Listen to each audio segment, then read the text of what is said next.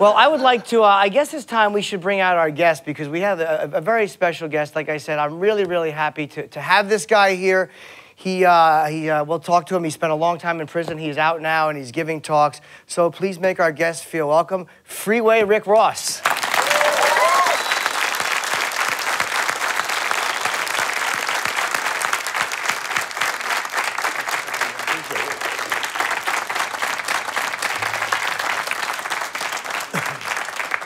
How are you? I'm good, I'm good, I'm good. Good, thank you for coming. Would you like some water? Yeah, please. Okay, good. You know, because you wouldn't want this done beforehand.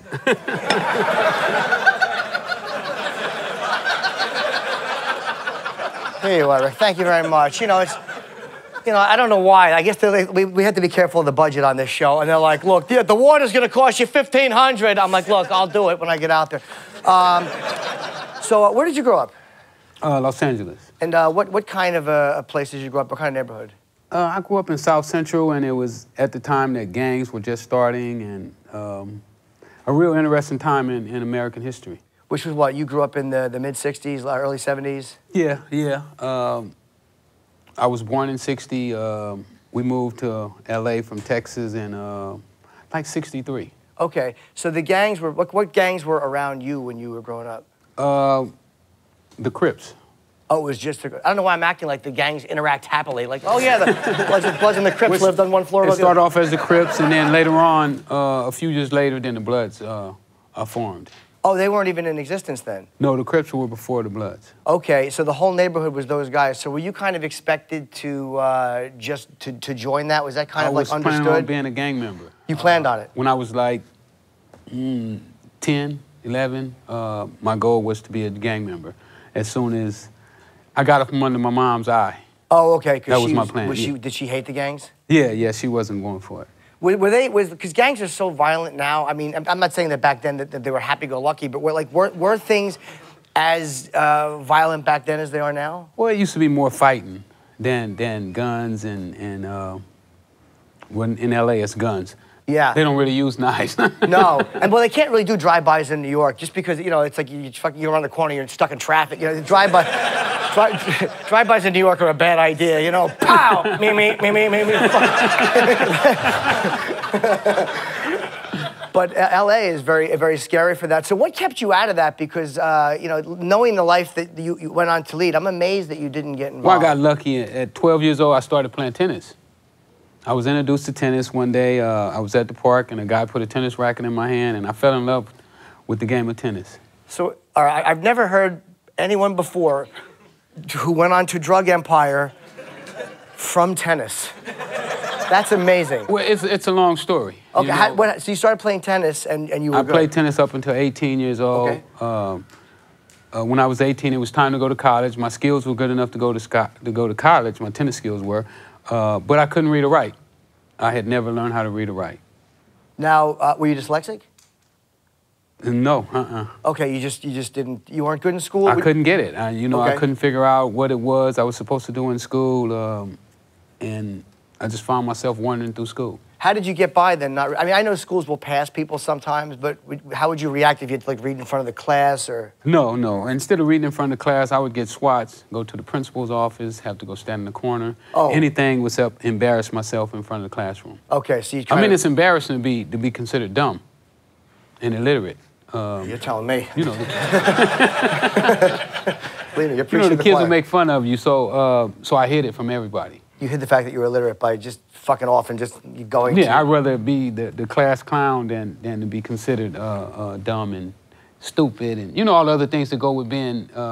Yeah, there's no way to stand up and go, look, I can't read or write, and have the class go, okay, somebody help him. You know, I mean, that's just not... So you avoided gang life at an early age, but at the age of 10 or 12, what happened that you actually didn't do it?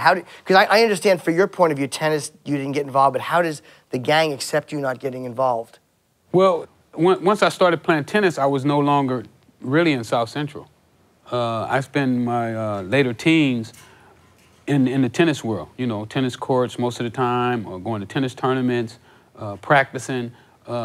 Usually when I finished practicing, I would be out of the area, and then I would come back into South Central around 8 o'clock at night, 7 o'clock at night, catch the bus home. So it really put me in a total different environment, different than even my brothers and my sisters, because they didn't play tennis, and all of them were part of gangs. So this was kind of a way out of this bad environment or this dangerous environment. It was. What stopped you? What happened? Because you were a good tennis player, and then why'd you stop? Well, when you can't read or write, you can't go to college. And the only way I could pursue a tennis career was by going to college, because I didn't have the money to join the circuit and start playing against the pros. So had you been able to read or write, you would have went to college, you could have played tennis. Correct. And this whole, isn't it weird how one little, I mean, not that, reading and writing is a little decision, I don't mean, but it's like this one moment in your life, like had they just said, okay, we'll help you get to the pros, or we'll help you do whatever, this whole other thing would not have happened. Possibly. But how do you go from, were you involved in any type of criminal stuff before that? Like, did you do any other type of stuff before? No, not at that time. I'd never smoked weed, had never drunk beer or alcohol. I mean, I was a dedicated athlete. I had dedicated my life to tennis. I ran 3 times a week, sometimes 5 miles every time I ran, and I was a dedicated athlete. And did people in your neighborhood know you played tennis and they were cool with it? And they laughed at me, oh, that's a sissy sport. Yeah. Yeah. So you all of a sudden realized, okay, tennis is not going to be my life. So what did you plan from there? Well, I went back to my neighborhood. Now I found myself in South Central, not at 7 o'clock at night, but all day, every day. And eventually, what I did is start hanging out with the guys that I went to elementary school with, that I went to junior high school with, and these guys were doing some of everything. Gang banging, selling, at that time the drug of choice was angel dust, pimping. I mean, it was just like a madhouse. So you knew a lot of these guys your whole life? Oh, I grew up with them. I went to elementary school and junior high school. Are you just not, I'm sorry, are you just not allowed to, like if you say I don't want to be in the gang, they're okay with that? Some people they are. With me, I was fortunate enough because my brothers and sisters were part of the gang. Oh, okay. So if one of your family members are part of the gang, then you can get a pass, what they call a pass, meaning that you can coexist inside of their community and they won't bother you.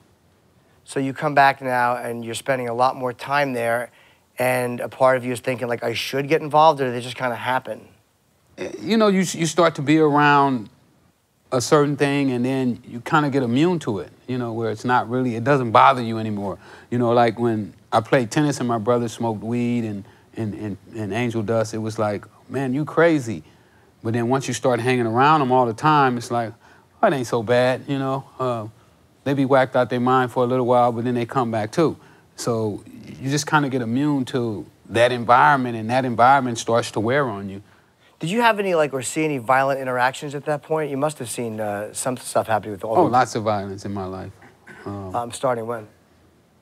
Well, I witnessed my mom kill my uncle at about 4 years old. What happened? My uncle came home, he was drunk and in a rage, and he started to stab his wife, and my mom stepped in and tried to break it up, and my uncle had already knocked her eye out, and she had told him to stop and pulled him off of my auntie, which was his wife, and then he pulled a knife on my mom. So my mom grabbed his wife and got her behind him, and I was standing right there on the side of her when she started to shoot him. So she had a gun and she killed her own brother? Yeah. Wow, when did he knock her eye out? That happened obviously prior, but prior. How were they still interacting after that happened? I mean, I guess she forgave him. I was still young at the time, and I don't remember him knocking her eye out, but I know that that's what happened by her telling me that. Oh, okay. And what other criminal enterprises before you got into the drugs with these guys did you wind up doing? Because you said you started to get into other things. Stealing cars. Oh, you did? Okay. Started off stealing cars. They would go out and steal a car, and they would say, "Man, you want to make 50 bucks?" And I would say, "Yeah." And they would say, "Okay, drive this car over here." And I started off driving the car, and then later on I learned about cocaine from there. The same guys stealing cars or the same guys doing cocaine? Yeah. And you started on a pretty low level. Like, I never dealt drugs. I did a very small amount compared to what I'm sure you saw. But like, what is the process? How do you say, like, okay, I'm going to start selling it, like, and not try it yourself? Because I know if I had like a bunch of coke, I'd probably sniff it. It looks like fun. Well, the first day, The first day that I got started, my friend gave me what's called a $50 piece. And it was about the size of a match head. I mean, you could barely see it. And I couldn't believe it was worth 50 bucks when he told me, because I was totally novice. I never saw cocaine, had never used it. That was the first day I ever snorted cocaine or ever touched cocaine or anything. Oh, you tried it? Yeah, Okay. I tried it. So I took it home, and I started asking people, was it cocaine? And was it worth 50 bucks? And then eventually I ran into a guy who was a pimp. He took it, looked at it, and cooked it up, made a rock out of it, and told me that it was definitely cocaine. So people were smoking cocaine back then? They were smoking it, yeah. Was this before crack or no? Well, we never called cocaine, I mean, we never called it crack. That was what the government named it after they put this big conspiracy together to make it appear a certain way. And I think that they gave it the name crack because it more sensationalized the danger of it. We used to call it Ready Rock. Ready Rock. Right. When Richard Pryor was smoking, he was smoking Ready Rock, and those type of guys, they were smoking Ready Rock. Did you know Richard Pryor? No, I didn't know him. Okay. I wish I would have. Yeah, me too. I'm a big fan. I just figured, Rick and I have probably not crossed that many paths, but, you know, we both like Richard Pryor, so I'm kind of happy. At least we had that. All right, so you get involved. What happened with that original $50 bag? How much money did you make from it? Well, you know what? He beat me out of that first piece. He beat you what? It was... Well, it was so small, right? So he tells me to let him sample it. So he takes a sample, he cuts it in half, and he takes a little piece, he puts it on his pipe, he smokes it, and he tastes it, and he goes through this little ritual that they go through. And then he said, you know what? I tasted it, it tastes all right, but I need one more hit to make sure that it's good. Because I don't know if it's cocaine or not. I'm not sure if it's cocaine, and I don't want to go around trying to sell somebody something and beat them out their money. And now, right. In LA, you know, I saw a person get killed one time over $1. What happened? Well, they were arguing over $1, and then one of the guys pulled out a gun and shot him because he owed him $1. Do you know? It wasn't about the money; it was the principle. Oh yeah, no, I know, but but I'm wondering who remembers. Hey, that guy owes me $1. Okay, so you got this guy is smoking. You had a guy trying your coke to make sure it was coke, yeah. And then you realized the error probably of allowing a drug addict to test your coke for you. Right. So he had a little bitty piece left, and he was like, "Man, you might as well just let me do all that, and I'll pay you Friday." Oh, okay. I'll pay you Friday. So was that the first lesson? Never believe that they'll pay you Friday? Exactly. So what did you do now? You're out 50 bucks. I'm out of the business. I don't know what I'm gonna do. I owe my other friend 50 bucks. So I'm sitting on my porch and I'm figuring out now what are you gonna do with your life? You just run your first endeavor in the cocaine business, and then the guy who just beat me out to 50 pulls up. He jumps out the car and he has another pimp with him. And this guy said, "Man, can you get me $100 worth of that stuff that you just sold Martin?" And I said, "I don't know, let me see." So I called up Mike, who was the guy I got it from, and he said, "Okay, I'll bring it over to him." And that was my first sale. Okay, because you kind of you didn't give him the drugs up front, so there's no way you were going to get beat. He had to pay for them when the drugs arrived. Right. The second time they paid for it up front. So. Okay, so you start with $100, $50 you get beat, and then you do $100. Where does it go from there, and how does it? Well, I started doing that for Mike over and over again. You know, just calling him when people come, and now I'm starting to know 5 drug users. So I'm looking at it, I'm saying, wow. You're making Mike $300 every day, and you're not getting anything out of it. Because I really was just doing it as a favor to him. And then it just popped in my head that maybe you should start your own business. Wow, that's amazing to me that you got beat the first time, then you just did favors and kind of made connections. Knowing where you went on to, it's like this business savvy just kind of clicked in, like... It just started clicking in, and you know, I started with $125. I went to Mike with $125, and I started with that, and you know, doubled it up and doubled it up. And next thing you know, I got $1,000 and then $2,000 and then $10,000. And because when I first started, I only wanted to make $5,000. Oh, you just said make a little bit of money? Yeah, I said, you know what, I'm gonna make $5,000, get my car running, you know, give me some tennis lessons, get my tennis career back on track, and I'm gonna be out of this, right? Well, I made $5,000, and then now when I make the 5, I'm making $600, $700 a day. So I'm saying, wow, why don't I just make 20? Yeah. So then when I get up to 20,000, I'm making 2,000 profit a day. So I'm like, wow, let's go get 100.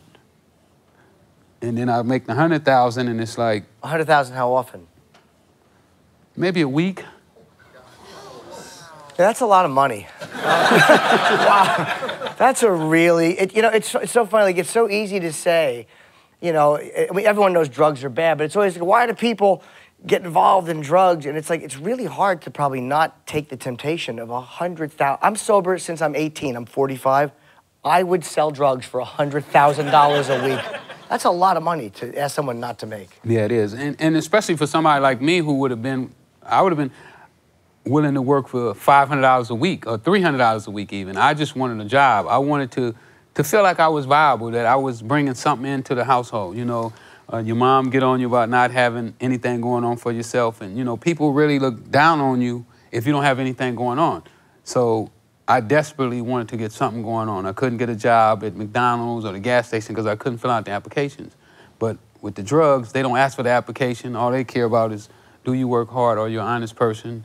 And are you going to do what you're supposed to do? But it is honestly, and I really mean this, we're fucking around and having fun, but you are a guy I wanted to talk to for a long time. You are an icon. I've known your name for many years, and watch this package.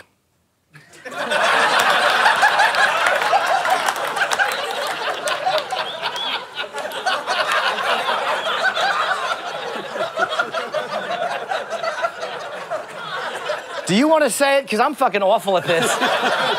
They're gonna fire me and hire Rick.